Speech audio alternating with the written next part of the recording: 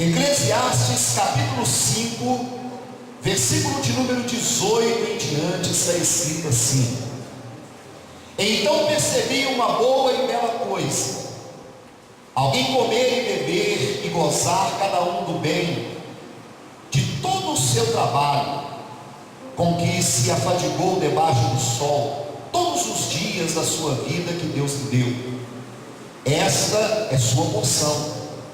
Versículo 19: quanto ao homem a quem Deus deu riquezas e bens, e lhe deu poder para delas comer, e tomar a sua porção, e gozar do seu trabalho, isto é dom de Deus. Levante a sua mão e diga bem alto assim: riquezas é dom de Deus. Porque a mensagem que Deus colocou no meu coração para pregar hoje é uma mensagem para poucas pessoas aqui. É uma mensagem para quem está precisando de dinheiro. Quem está precisando de dinheiro? Mas eu vou pregar uma mensagem para poucas pessoas que estão precisando. Eu sei que nós somos seres espirituais, somos todos aqui servos de Deus e somos espirituais. Mas nós não podemos negar, meus irmãos, que dentro da galeria de problemas que nós atravessamos no nosso dia a dia sobre a face desta terra, o dinheiro ele tem sido e tem tido lugar de destaque nessa galeria de problemas que nós temos que enfrentar aqui nessa terra. Mas eu estou aqui para te dizer, no nome do Senhor Jesus, que em que pese o fato do dinheiro ter sido ou vem sendo motivo dos problemas de muitas pessoas, eu estou aqui para te dizer que para Deus dinheiro nunca foi problema. Para você dizer isso, eu vou falar assim: meu irmão, para Deus dinheiro nunca foi problema. Mas não, eu digo, meu irmão, acredite, dinheiro para Deus nunca foi problema. Dinheiro é problema para mim, dinheiro é problema para você, mas para Deus dinheiro nunca foi problema. Vocês querem ver? Lembra daquela multiplicação dos pães e dos peixes? Lembra? Jesus chamou os discípulos e disse aos discípulos assim: olha, dê vocês mesmos a eles o que comer. Os discípulos começaram a roer unha e ficaram preocupados: Senhor Jesus, como é que nós vamos dar a esse povo comida? São mais de 5 mil só homens, são mais de 5 mil homens, fora mulheres e crianças, são cerca de 25 mil pessoas, nem 200 denários de dinheiro seria possível para poder dar comida para esse povo todo. Parafraseando o que Jesus disse para os discípulos: dinheiro para mim não é problema. Deixa eu perguntar a você: o pessoal deixou de comer lá naquele dia por falta de dinheiro? O pessoal deixou de comer naquele dia por falta de dinheiro, igreja? Levanta a tua mão e diga assim: dinheiro para Deus não é problema. Pedro estava chateado, porque chegaram para Pedro e disseram: Pedro, você não paga os seus impostos, Jesus não paga os impostos dele, vocês não pagam os seus impostos. Mateus 17, 27. Jesus vira para Pedro e fala: Pedro, dinheiro para mim não é problema. Vai lá no mar da Galileia, lança o anzol, o primeiro peixe que você pescar, traz ele para fora, abre a boca do peixe, porque o dinheiro que você precisa estará dentro da boca do peixe, porque dinheiro para mim, Pedro, não é problema. Você pode glorificar a Deus por isso, igreja. Para Deus dinheiro não é problema. Dinheiro para Deus não é problema. Olha, meu irmão, eu quero chamar a sua atenção aqui. Quando Jesus enviou os discípulos, ele chegou para eles e disse assim: olha, vocês devem cartão de crédito, vocês devem 2 túnicas, levem bastante dinheiro, porque vocês vão precisar. Foi isso que Jesus falou para os discípulos, sim ou não? Jesus virou para os discípulos e disse assim: vocês vão sair para pregar o Evangelho, vocês não vão levar bolsa, vocês não vão levar 2 sandálias, vocês não vão levar 2 túnicas. E talvez os discípulos perguntaram: mas Senhor, como é que nós vamos fazer para almoçar? Como é que nós vamos fazer para jantar?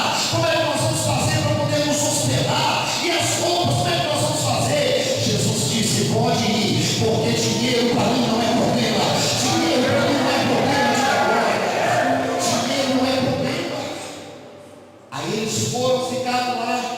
E quando chega em Lucas 22:35, os discípulos voltaram da sua jornada.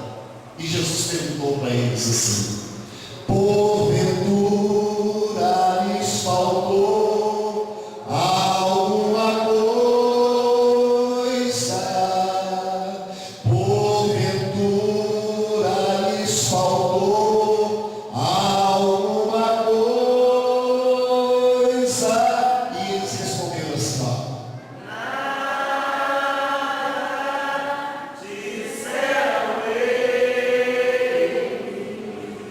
nada disseram eles. Pastor Ronaldo, por que não faltou nada para eles nessa jornada? Porque para o Deus que eles serviam, dinheiro não é problema. Glória, igreja. Para o Deus que eles serviam, dinheiro não é problema. Levanta a tua mão e diga assim: para Deus. Para Deus. Dinheiro não é problema. Mas para você poder desfrutar dessa plenitude de prosperidade, de abastança que Deus tem para nós, é necessário que você respeite pelo menos 4 leis. Se você respeitar essas 4 leis que eu vou passar para você aqui hoje, dinheiro na sua vida também não vai ser problema. Quase se eu pudesse falar disso lá em Wall Street, lá na Bolsa de Valores, até o último corredor tinha caído arrebatado falando em línguas. Eu falo com uma igreja viva e você responde assim: vou falar de novo para você não perder a bênção, tá? Eu sei que eu estou no pregão aqui, eu vou falar assim, mas vamos lá. Eu vou falar para você de novo, que se você respeitar essas 4 leis que o Espírito Santo vai passar para você através da pregação da palavra, na sua vida nunca mais dinheiro será problema. Nunca mais. Sabe quando você é um pouco de glória? Joga essa cadeira para o seu lado, calma e fica.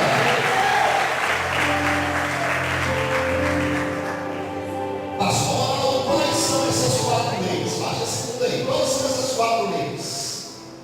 Primeira lei, anota aí.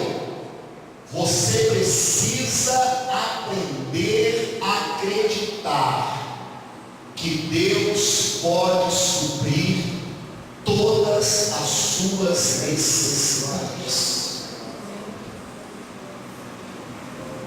Ele no sermão diga para ele: acredite que Deus pode suprir todas as suas necessidades.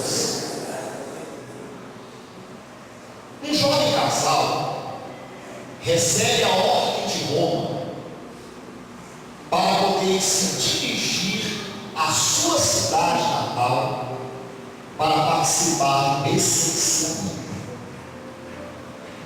Detalhe: a mulher estava grávida, prestes a dar à luz ao seu primeiro filho. Aí eles moravam lá na cidade de Nazaré, que fica na Galileia. Só que eles eram da tribo de Judá e eram de origem da cidade de Belém de Efrata. Então eles tinham que atravessar toda a Galileia. Hoje isso de ônibus dá mais ou menos umas 3 horas, se não me engano, de ônibus de Nazaré até lá em Belém. Dá mais, é umas 3 horas de ônibus passando por Jericó. José e Maria começam aquela viagem e eles estavam indo na direção da cidade natal deles. Lá tinha primo, tinha sobrinho, tinha tio, tia, amigos, porque afinal de contas eles eram de lá. E eles viajaram aquele percurso na esperança de quando chegassem lá em Belém, afinal de contas, nós podemos ficar na casa do tio Zé, nós podemos ficar na casa do primo, nós podemos ficar na casa do outro parente. O lugar para a gente ficar é o que não falta. Só que eles esqueceram que era a data do licenciamento. e a cidade de Belém estava cheia. Para quem já foi lá em Belém, é pequenininha a cidade de Belém. Imagina aquela época, hoje é pequenininha, imagina aquela época, era um vilarejo. Aí chega Maria e José e batem na porta do primeiro parente. Gente, hoje estão lembrando de nós, Maria, José, dá para você mais, ô Maria, ô José, a casa está cheia, não dá para ficar hoje aqui, já está cheia de gente, vamos na casa do tio fulano. Aí foi lá na casa do outro tio, ô tia, Maria e José, agora não tem lugar. Foram as hospedarias, estavam todas cheias.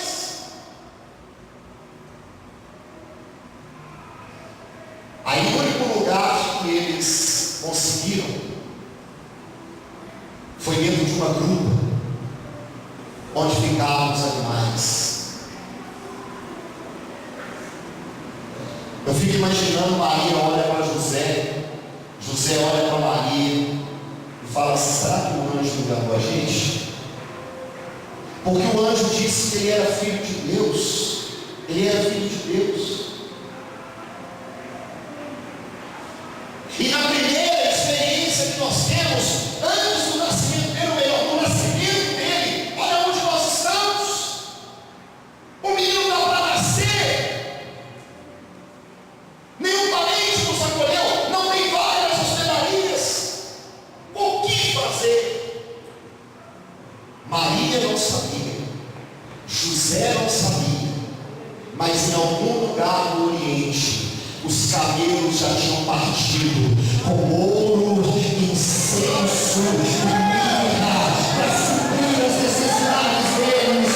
Ouro, incenso e mirra para suprir as necessidades deles. Maria não sabia, José não sabia disso, mas Deus já tinha liberado do Oriente o ouro, o incenso e a mirra. Quero dizer a você nessa noite, meu irmão, que está com aquela conta para pagar amanhã, não sabe de onde tirar o dinheiro. Eu quero dizer a você nessa noite, minha irmã, que está aí com o seu nome protestado, com o cheque devolvido. A senhora amanhã vai ter que encarar o gerente do banco, o senhor amanhã vai ter que encarar o juiz, o senhor vai ter que encarar amanhã aquele cobrador, e você não sabe de onde sabe que vai sair o dinheiro. Eu te digo no nome de Jesus, o mesmo Deus que fez sair do Oriente os camelos com ouro, incenso e a mirra para poder sustentar aquela família, Ele está aqui nessa noite de glória. E se você acreditar, Ele vai suprir as suas necessidades também. Glória a Deus. Maria e José não podiam imaginar, mas de algum lugar do Oriente Deus já tinha mandado os camelos. Você sabe, meu irmão, que depois daquele dia houve uma grande perseguição. Maria, José e agora o menino recém-nascido tiveram que fugir para o Egito. Aí você poderia me perguntar, pastor Ronaldo, eles se sustentaram lá no Egito com o quê? Com aquilo que Deus tinha provido para eles antes deles pedirem. Diga glória. E eu quero dizer nessa noite, que antes de você abrir a tua boca, que na primeira oração que foi feita aqui, para pedir um milagre para Deus, Ele já conhecia a tua necessidade, Ele já conhecia o que você precisava. E eu profetizo sobre a tua vida neste momento, o ouro, o incenso e a mirra de algum lugar neste mundo está saindo da tua direção, para abençoar a tua vida, para suprir as suas necessidades. Você lembra das outras vezes que você já passou por um momento difícil na vida? Você lembra das outras vezes que você passou por um aperto financeiro, que você passou por um estreito, por um vale? E quando você olhou para um lado para o outro, parecia que você ia sucumbir, parecia que ia tudo acabar. Os camelos chegaram. Quem enviou os camelos? Primeiro segredo para o dinheiro não ser problema na tua vida: acredite que Deus Ele tem poder para suprir todas as suas necessidades. Dissipe do seu coração e da sua mente toda dúvida. Arranque da tua alma toda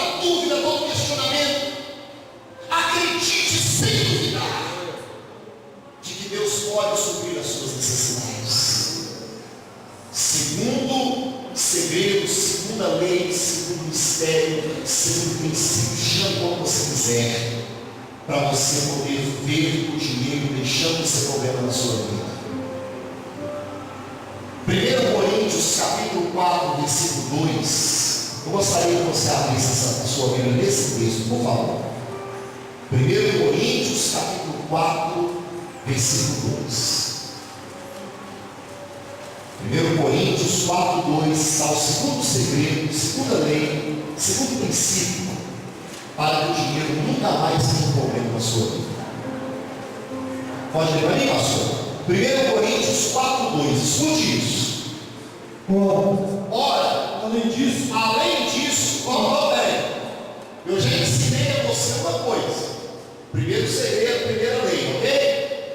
Aí lá em 1 Coríntios 4, 2 diz assim, vamos. Ora, além disso, já ensinei. Vamos. O que se requer dos despenseiros, Existe uma exigência. O que se requer dos dispenseiros é que cada um deles seja encontrado fiel. Diga assim, fidelidade. Segunda lei, que deve ser aplicada para que o dinheiro não seja problema na minha vida. Fidelidade. Das 5 versões da Bíblia que eu li para poder pegar essa mensagem, 3 das 5 versões que eu li dizem assim, que cada um deles seja encontrado fiel. Diga assim, cada um. Atos dos Apóstolos, capítulo de número 5, fala de um casal. O nome do casal, Ananias e Safira. Escute isso.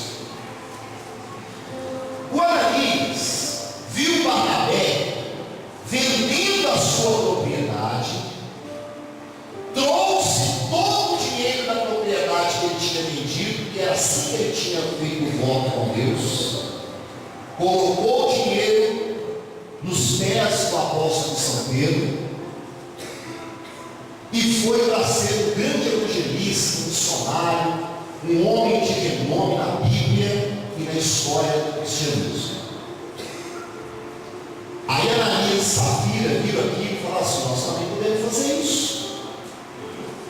Eles também tinham uma propriedade, venderam a propriedade, fizeram um voto com Deus de trazer todo o dinheiro da propriedade antes de voltar. Eles também fizeram isso. Sim, vai para mim. Só que quando eles receberam o valor referente à propriedade, ao invés de eles pegarem todo aquele dinheiro e trazer voltar, eles falaram assim, isso é muito dinheiro para levar para a igreja. Talvez a Safira até tenha tentado argumentar o Ananias, mas a gente prometeu que ele ia levar tudo. Eu sei, mas é muito dinheiro para levar para a igreja. Vamos fazer aqui o seguinte, eles coadunaram num plano diabólico. Vamos pegar parte do dinheiro e guardar uma parte, e a outra parte a gente leva para a igreja. Fechado? Fechado. Aí o Ananias veio, só para ilustrar, se chama ele Ananias, aí o Ananias veio, dá para trocar esse para mim? Aí o Ananias veio, lá estava Pedro, pastor Pedro, pastor da primeira igreja do Evangelho Quadrangular de Jerusalém.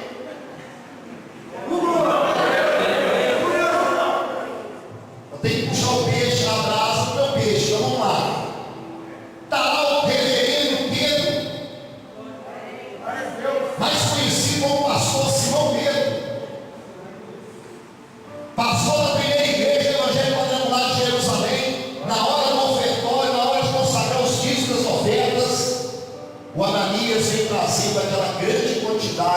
dinheiro, e o Ananias vem e coloca o dinheiro no gasofilácio.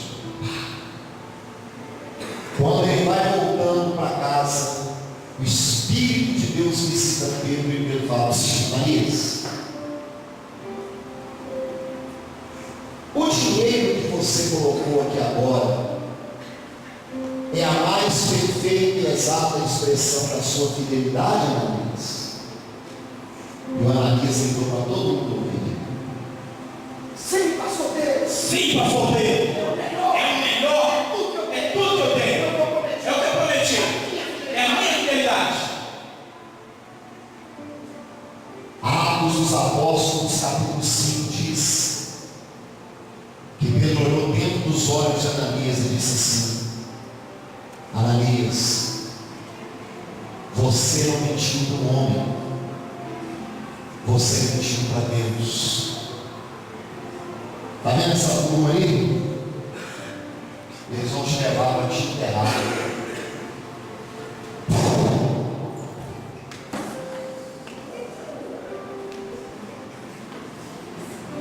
Caiu duro. Levar, tira isso aqui. Pastor Ronaldo, está escrito isso na Bíblia, pastor. Atos dos Apóstolos, capítulo de número 5. A Bíblia diz que Ananias caiu morto diante do altar, porque lhe faltou fidelidade.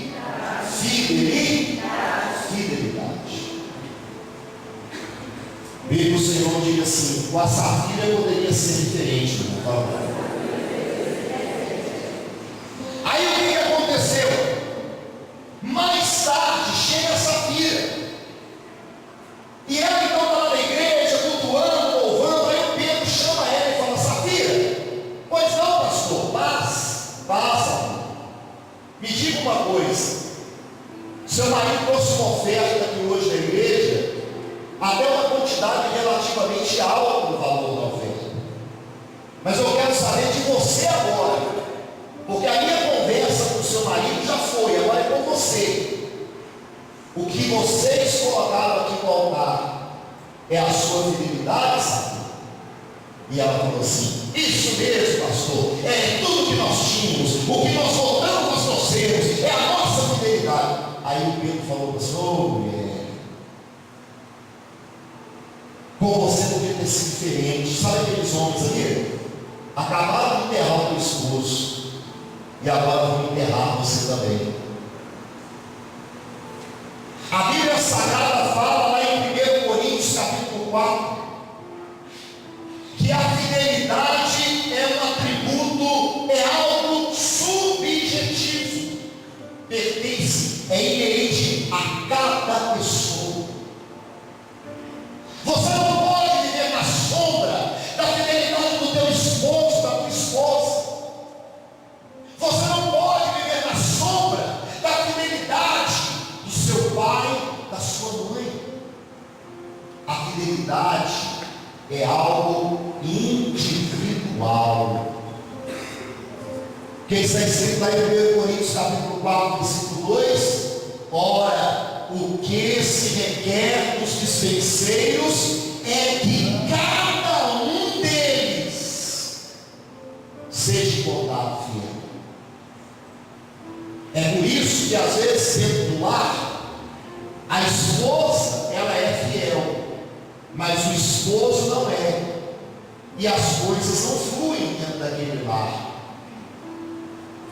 E que pese refletir nesse assunto da seguinte maneira: porque se a esposa pensar assim, bom, então, já que o meu esposo não é fiel, eu também não serei, aí as consequências da infidelidade de ambos recairão sobre os mesmos. Quem está entendendo, diga amém. E muitas das vezes, um sendo fiel e o outro não, ainda que aquele que é fiel sofra as consequências de uma forma indireta da infidelidade do outro, mas ainda assim a sua vida é preservada, porque Deus ele é fiel. A Bíblia diz que ainda que nós sejamos infiéis, Ele continua sendo fiel. Segunda lei que você precisa, que nós precisamos respeitar, se quisermos que o dinheiro deixe de ser um problema na nossa vida: fidelidade a qualquer preço. Fidelidade nos dízimos, fidelidade nas ofertas, fidelidade no nosso comportamento diante de Deus, no namoro, fidelidade no local de trabalho, na escola, fiel. Fidelidade.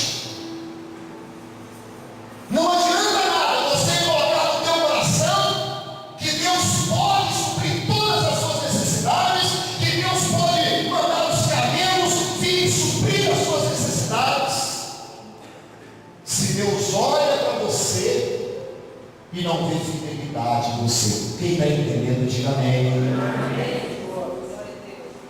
Terceira lei que precisa ser respeitada se você quer que o dinheiro deixe de ser um problema na tua vida: administração. Regras de administração. Jesus ensinou sobre isso.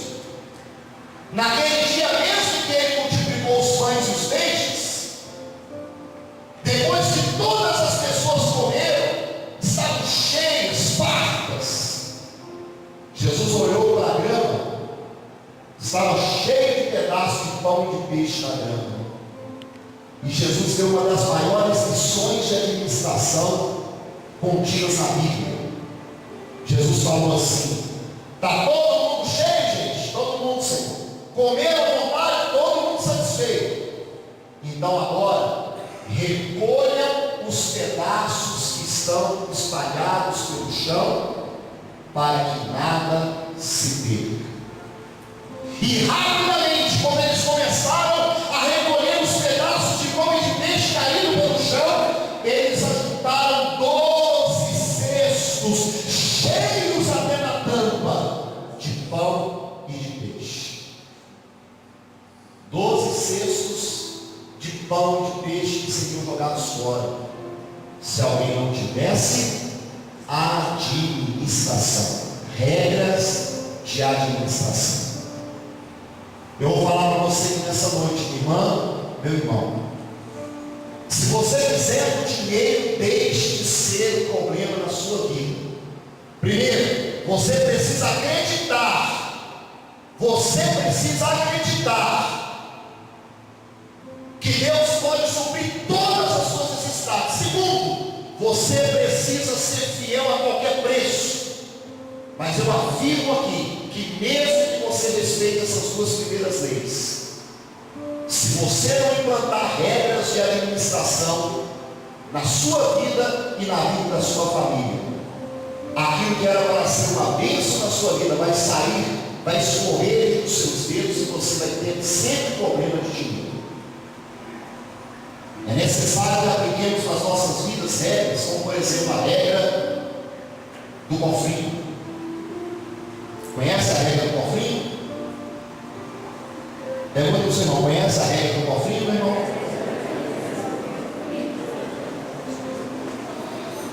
Lá na minha casa, na minha família,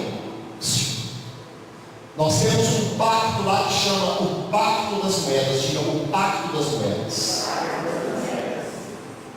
Acho que eu estou meio surdo lá. Diga: o Pacto das Moedas. Pastor, como é que é o Pacto das Moedas?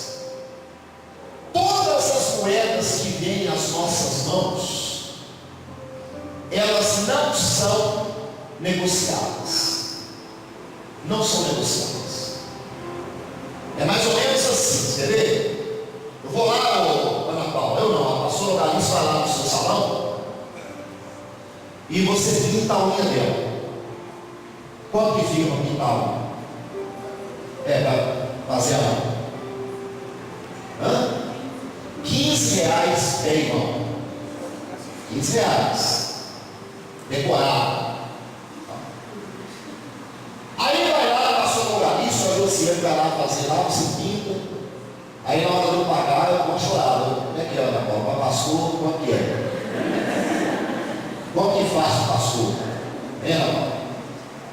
O pastor, como é que é? Os 12 reais. Consegui 3 reais de desconto. Aí eu chego e tiro os 15 reais do bolso, uma nota de 10 e uma de 5, e pago ela. Ela pode me voltar uma nota de 2 e uma prata de 1. Ela pode me voltar 3 pratas de R$1 ou 6 de 50 centavos e assim sucessivamente. Vamos supor que o troco que ela me deu, ela me deu 3 pratas de R$1. Aquelas pratas me acabou, eu não negocio elas mais. São minhas. Se eu passar depois que eu sair do seu salão e for no açougue e comprar lá na R$18 de carro, aí tem gente que fala assim, 18 reais, não, peraí, eu tenho 3 reais aqui. Aí ele pega os 3 reais e dá 23 reais. Aí a pessoa devolve para ele quanto? 5 reais. Eu não faço isso, porque eu tenho o pacto das moedas. A moeda dele da minha mão não é negociada mais. Ela me deu os 3 reais de novo, eu ponho no bolso. Passei uma só, quanto que é? 18 reais, eu tiro 20, dou 20. Se me der mais 8 moedas, viraram 5 reais. Quando eu chego em casa, aquelas moedas vão para o cofrinho. Elas vão para o cofrinho, aquelas moedas. É a regra do cofrinho. Elas vão para o cofrinho. Tem o cofrinho das pratas de 1,50 e tem o cofrinho das pratas de 25 para baixo. E o meu cofrinho, ele preencher, ele demora mais de 1 ano. Porque o meu cofrinho é uma lata dessas de tinta de 3,5. Mas cabendo, depois de 1 ano e tanto juntando, eu tive que abrir um cofrinho. E a pastora Marisa teve que levar R$2.642 de moeda. É aquelas moedas, se você fica dando menino comprar bala, bobagem. É aquelas moedas mesmo, que não precisa de comprar pão no padeiro, mas você está vendo ela lá sobrando em cima do armário, e mesmo cheio de pão dentro de casa, você vai ter comprando pão novo.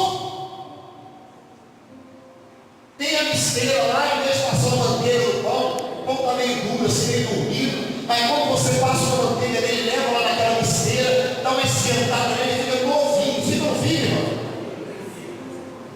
Mas a moeda está sobrando lá em cima do balcão, a moeda está sobrando lá dentro da gaveta, a moeda está sobrando, voando por dentro da casa toda. Aí a pessoa vai lá e compra pão à toa, a pessoa vai lá e dá dinheiro para o menino gastar à toa, e as moedas vão embora. Enquanto você está gastando as suas moedas, eu estou ajudando as minhas, e depois de quase 2 anos ajudando, eu fiz um depósito de quase R$3.000 de moeda.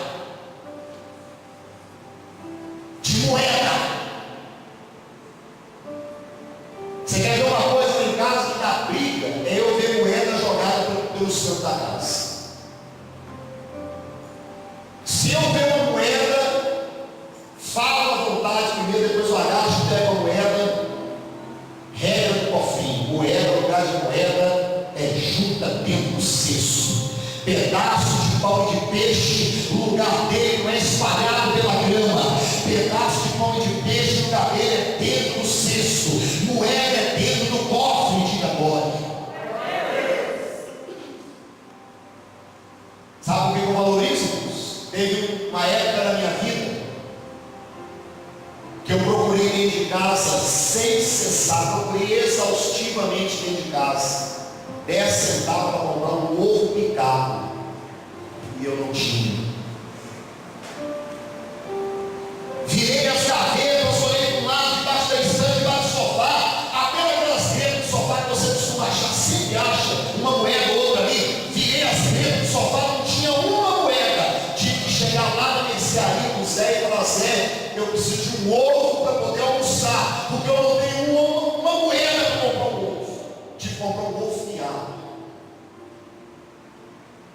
Levei o ovo para casa.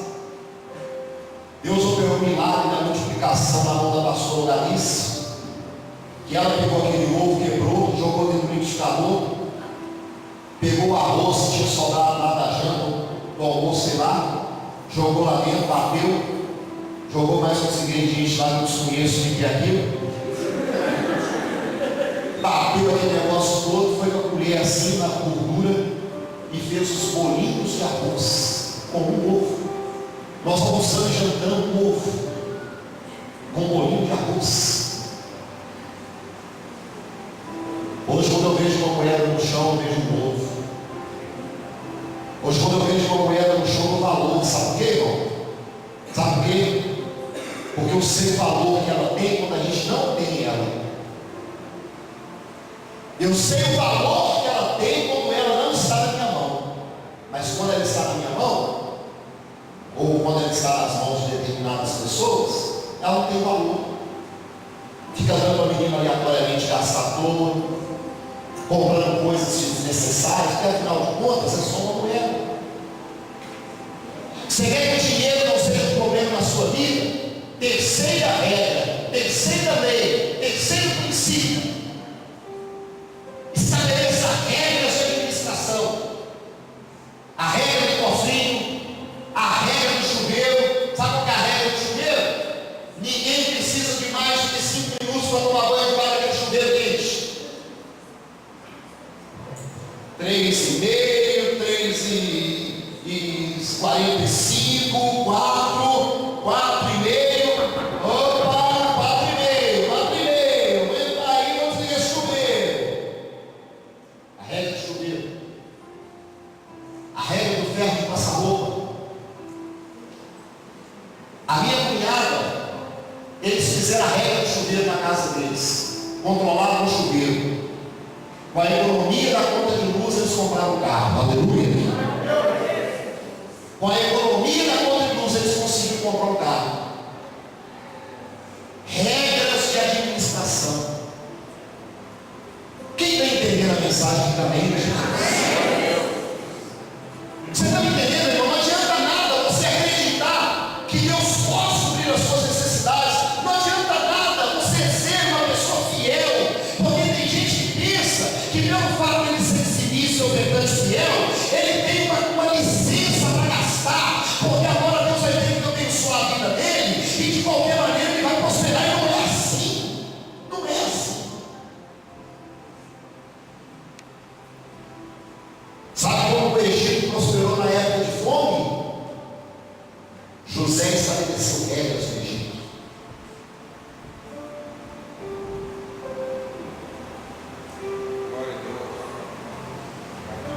Todo mundo: ei, José, você é bom demais, 7 anos de fartura, aleluia, vamos comer um pouquinho melhor. José falou assim: nada disso. Tudo que nós colhermos aqui na época de fartura, nós vamos tirar 1/5, ou seja, 20%. Colheu 10 sacos de trigo, 2 sacos de trigo vai para o celeiro. Que isso, José? Tem 7 anos de fartura. É a regra do 1/5. E sabe o que aconteceu? Quando vieram os anos de fome, o único país que tinha mantimento na terra naquela época era o Egito. Sabe por quê? Porque o homem tinha estabelecido regras de administração dentro daquela nação e ela tinha mantimento para dar e vender para quem quisesse comprar. Diga glória a Deus. Regras de administração. A terceira lei, se você quer que o dinheiro não seja um problema na sua vida, tenha regras de administração. A regra do cofrinho, a regra do ferro de passar roupa sempre uma passada só, ou seja, vai passar roupa, você vai passar toda a roupa junto. Nada disso de ligar o ferro para passar uma camisa, gasta energia para esquentar o ferro, passar uma camisa, fica lá dentro da geladeira parecendo que a geladeira é paisagem.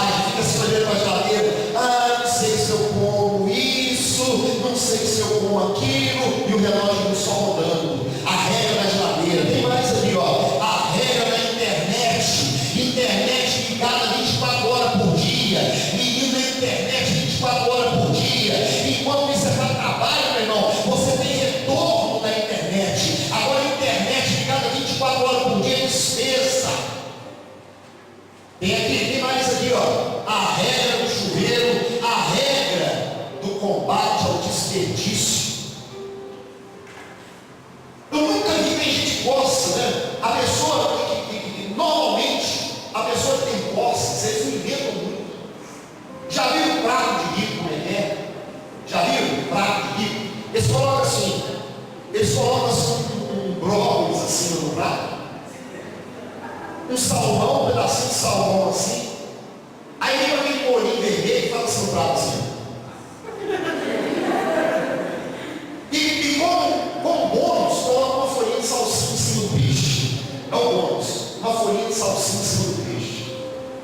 E a pessoa come aqui, paga R$200 no prato daquele de comida, como fazer uma boca boa. O pobre não, o pobre faz o seguinte: o pobre faz arroz, ele faz feijão, ele coloca uma linguiça no prato, frita um ovo, coloca a carne cozida que sobrou da janta lá. Quando você olha o prato, tem chuchu afogado, salada de tomate, alface, tem tudo, tem 4, 5 espécies de verdura. Eu estou falando mentira aqui, irmãos? 4, 5 espécies de verdura lá, coloca aquele monte de coisa no prato, e o que é pior? Põe aquela cerda metade assim, aquilo transborda. Irmão, a gente diverte demais quando você vê a pessoa do self-service, ela fala assim, opa! Aí ela põe aquele montante assim, quando ele senta na mesa assim, ele senta na mesa, aí ele fica escondido atrás do prato assim, só depois de uns 15 minutos o sujeito está comendo, você começa a ver assim, toda a cabeça dele lá assim, ele vai comendo, aí depois ele termina, ele não aguenta mais, metade do prato está lá para jogar fora. Metade do prato está lá para jogar fora. Aí a pessoa fala assim, não sei porque eu sou pobre ou eu é rico. Eu sou dizimista fiel, ou não é. Você é dizimista fiel, mas ele tem regras de administração e você não tem. Você é dizimista fiel, mas ele controla, ele administra o dinheiro que ele tem e você não administra. Tem que chegar em casa hoje, dá uma olhada nas pratas espalhadas pelo chão, você vai se surpreender com tanto dinheiro espalhado dentro de casa. Agora imagina aquele dinheiro espalhado dentro de casa, somado com 2 anos, você vê o tanto dinheiro que você joga fora. Que vai para a mão do menino para comprar chiclete, que vai para a mão do padeiro desnecessariamente. Diga assim, a terceira lei. Se eu não quero ter problemas com dinheiro, regras de administração. Quarta lei, abre a tua Bíblia em Deuteronômio, capítulo de número 24, por favor. Deuteronômio, capítulo de número 24. Abre aí, por favor. Deuteronômio, capítulo de número 24. Acharam aí? Deuteronômio 24.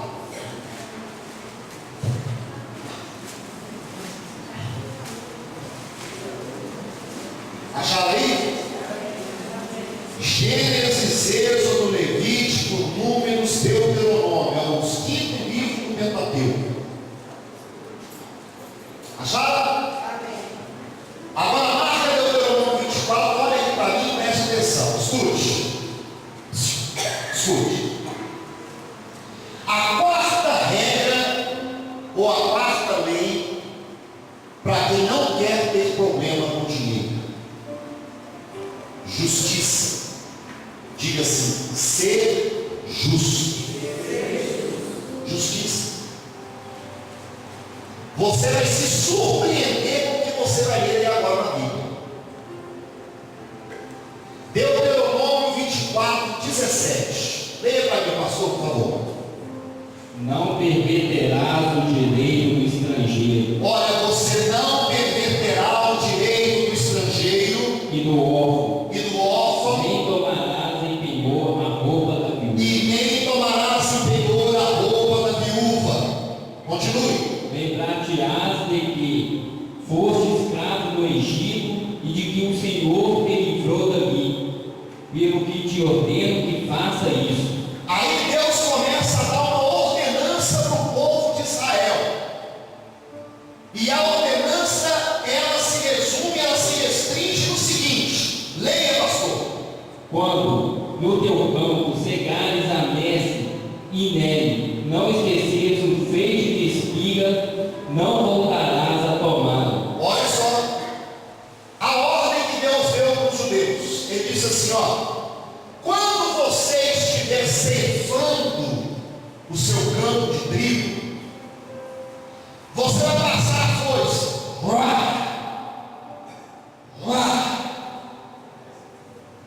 Se na hora que você passar a foice ali, ficar um galinho de trigo para cima, você não vai voltar atrás para roçar aquele galinho de trigo que ficou para cima. Aí o judeu poderia perguntar: mas por que, Senhor? Aí ele fala: Para o estrangeiro, aquele galinho de trigo que a foice não cortou, ele vai ficar para o estrangeiro, para o para o órfão, órfão e para a viúva e será. para a viúva será. Para aí. Deus ele orientou o povo a ser justo. Eu estava pesquisando no dicionário Aurélio, e lá no dicionário Aurélio, justiça é a virtude de dar a cada um aquilo que é seu. É o conceito de justiça de Aurélio. É a virtude de dar a cada um o que é seu. Então o judeu, quando ele vai ceifar o campo dele, ele passa a foice, ficou uns galinhos sem a foice cortar, ele não volta atrás para cortar aqueles galinhos, ele vai seguindo à frente. Atrás dos ceifeiros vem os órfãos, as viúvas, os estrangeiros, e eles vão pegando aqueles galinhos. Oh, graças a Deus, nós vamos ter o que comer hoje. Oh, aleluia, Senhor, por essa lei. Oh, aleluia, Senhor, por esse mandamento. Nós vamos ter o que comer hoje. Um caso concreto na Bíblia sobre isso, leia o livro de Ruth. Quando Noemi volta para a terra dela, com Ruth como companhia, Noemi e Ruth voltaram para o campo de Boaz para fazer exatamente isso, porque ambas eram viúvas, e o único sustento que elas teriam era aqueles galinhos de trigo que a foice dos ceifeiros não ceifaram. Você já viu algum judeu pedindo esmola por aí? Já viu um judeu pobre? Por causa dessa lei. Agora nós somos cristãos, servos de Deus também, enxertá-los na figueira, como está escrito lá em Romanos. Só que nós não temos o senso de justiça. Eu vou explicar o que isso é hoje. Deus tem te abençoado, te prosperado, aleluia. Aí chega o dia do pagamento, você recebe o seu salário. Vem o primeiro final de semana, no domingo, Deus te abençoou, você vai lá, compra o frango do domingo, compra a Coca-Cola, coloca na geladeira, bebe a Coca-Cola com a família. É impossível beber Coca-Cola e não arrotar. Aí você bebe a Coca-Cola e dá aquele belo daquele arroz. Acabou a Coca-Cola. Ficou o quê? Ficou o quê? Sobrou o quê? A garrafa. Aí fala assim: guarda a garrafa para eu poder vender. Guarda essa garrafa. Tem crente aqui nessa noite com pilhas de catálogo juntada ali de casa para vender. Crente juntando latinha.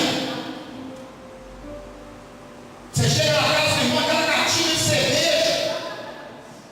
Olha, irmão, você está bebendo? Misericórdia, mano, essa caixinha de cerveja dentro da sua casa. Não, pastor, vem cá para o senhor ver. Aquela pilha de latinha amassada para vender.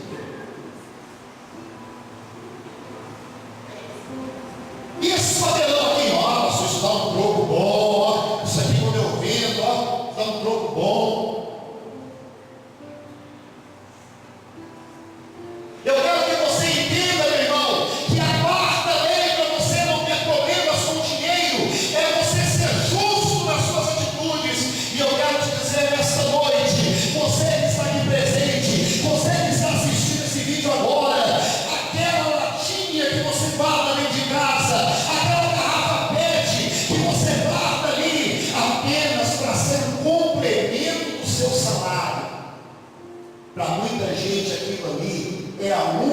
opção que eles têm de alimentação.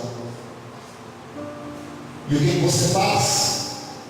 Você, a título de apenas um complemento do seu salário, você tira o pão da boca de muita gente que está precisando muito mais do que você. Eu pergunto a você, irmão, é justo isso? Mas está assim de crente fazendo isso por aí.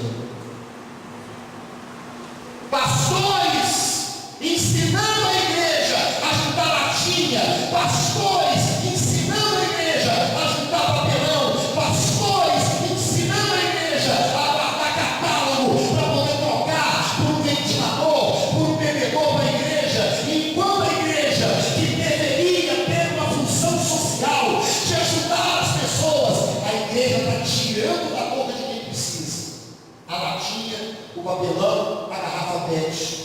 Eu pergunto a vocês, isso é justo, meu irmão?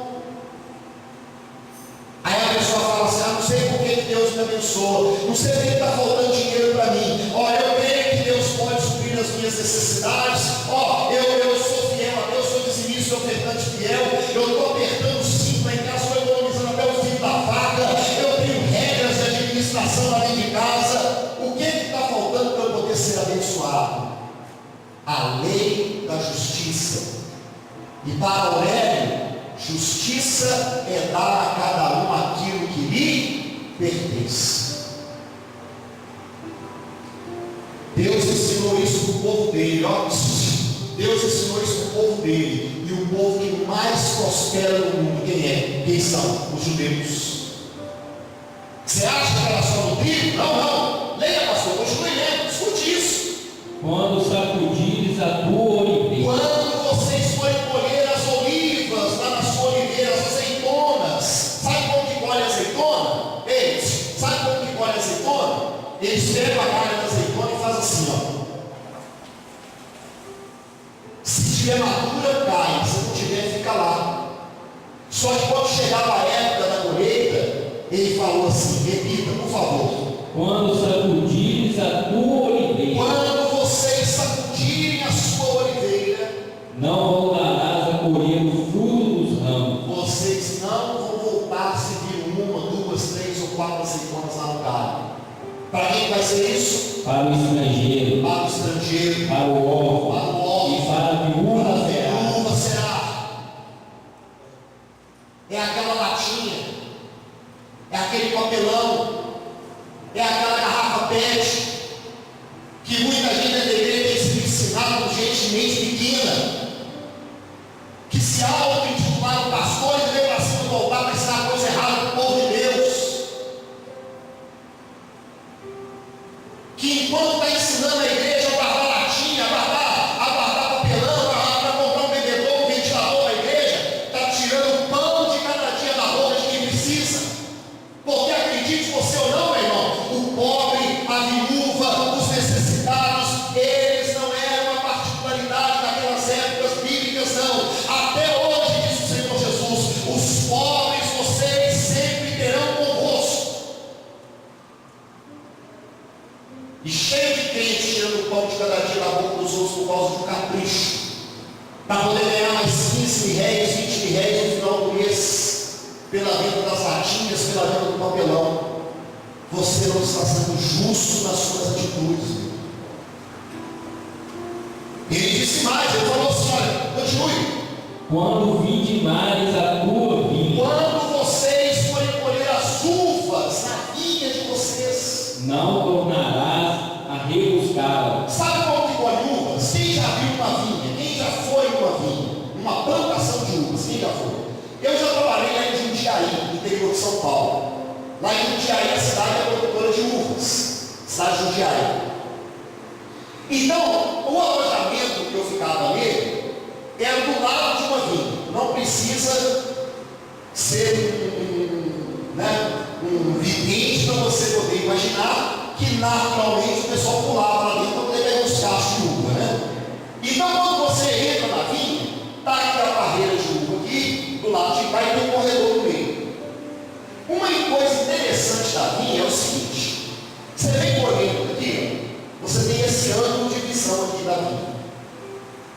Inevitavelmente, quando você veio até aqui, você vira e olha para trás, você vai descobrir um ou outro cacho de uva que estava numa localização, numa posição na vinha, que daquele ângulo de visão você não enxergou ele, mas se você olhar para trás, você vê. O judeu, quando ele ia colher, ou quando ele vai colher a uva da vinha dele, ele vai colhendo, pega essa aqui, pega e tal. Aí quando ele chega lá na frente, ele pode até olhar para trás e ver 1, 2, 3 cachos de uva lá atrás. Ele não colhe aqueles cachos. Fica lá. Sabe para quem que é? Leia, pastor, por favor. Para o estrangeiro, Aqueles cachos de uva que ficou lá é para o estrangeiro, para o órfão é para o órfão, e para a viúva, é para a viúva, é para quem precisa, é o senso de justiça. É o senso de justiça. É esse senso de justiça que às vezes nos falta, irmãos. Cremos que Deus pode nos prosperar. Cremos que Ele pode suprir as nossas necessidades. Cremos. Somos fiéis, dizimistas, ofertantes na casa dEle. Temos regras de administração e às vezes apertamos o cinto para não gastar muito. Mas quando chega no senso de justiça, tinha um pedreiro trabalhando em casa, eu estava colocando um piso, gastei muitos pisos lá, muitas caixas de piso. No final do serviço, tinha uma pilha assim de papelão. Aí o pedreiro, que é irmão em Cristo, virou para mim e falou assim: pastor, só vai vender esse papelão aí, vai dar uma grana boa, hein? Aí eu falei assim: como é que é, irmão? Só vai vender esse papelão aí, vai dar uma grana boa, hein? Falei: vamos cá, deixa eu ensinar o senhor uma coisa, vem cá. Deu o Deuteronômio 24, leia comigo aqui. Entendeu? Não entendi não, vou explicar para os senhores, entendeu? Aí tinha um. Como é que é o nome? Não é catador de lixo, não é? É agente de reciclagem. Chamando desses agentes de reciclagem, por favor, você leva o papelão para mim? Vou levar você, vem cá. Quando o moço viu o papelão lá, meus irmãos, o moço olhou para mim e falou assim: ô moço, Deus abençoe o senhor, Deus te pague, Deus abençoe o senhor, a sua família, que Deus prospere o senhor. E foi embora feliz da vida do papelão. Aí eu falei para o irmão assim: irmão, se eu tivesse 10 vezes mais a quantidade daquele papelão lá, e eu vendesse esse papelão, o lucro que esse papelão me daria não chegaria nem a 10ª parte do que eu acabei de ganhar em bênçãos espirituais agora, com esse Deus abençoe que esse homem liberou sobre a minha vida. Você entendeu o que eu falei? Amém. Eu podia ter 10 vezes mais quantidade de papelão. Se eu vendesse aquele papelão, o dinheiro que eu ia receber com a venda daquele papelão não chegaria a 10ª parte do que eu ganhei naquela manhã, quando aquele homem estendeu a mão para mim e falou: moço, Deus abençoe o senhor, Deus abençoe a sua família. O que saiu do fundo do coração dele é a lei da justiça. É a lei da justiça que tem muito pastor aí ensinando o crente a negligenciar. É a lei da justiça que tem muito crente aí que está tomando da boca de quem não tem nada a única coisa que tinha para comer. Quando você vai aquela latinha de cerveja da sua casa, quando você vai aquela garrafa PET, olha, irmão, presta atenção no que eu vou falar. Entenda bem, não me interprete mal. Se isso para você é uma necessidade, você precisa efetivamente disso para poder sobreviver, tudo bem. Você faz parte daquele quadro ali dos órfãos e das viúvas que precisam dessa ajuda para poder sobreviver. Mas olha, olha nos meus olhos, irmão, e preste atenção. Se isso para você é só um complemento de salário, se isso para você é só um capricho, seja justo. Pega esse papelão. Eu estou vendo gente que hoje vai ter que chegar em casa e pegar esse catálogo de telefone que está lá mofando, enchendo a sua casa de praça. enchendo, comendo as praças, está comendo os catálogos, está comendo os papelão, está comendo a roupa junto. Você vai ter que pegar esses catálogos e dar tudo amanhã para quem precisa. E quando você fizer isso, você verá o Deus Jeová Jireh agindo na tua vida e fazendo você comer melhor dessa terra. E fazendo você comer melhor dessa terra. Justiça. Dar a cada um aquilo que lhe pertence. Nós somos servos de Deus, irmão.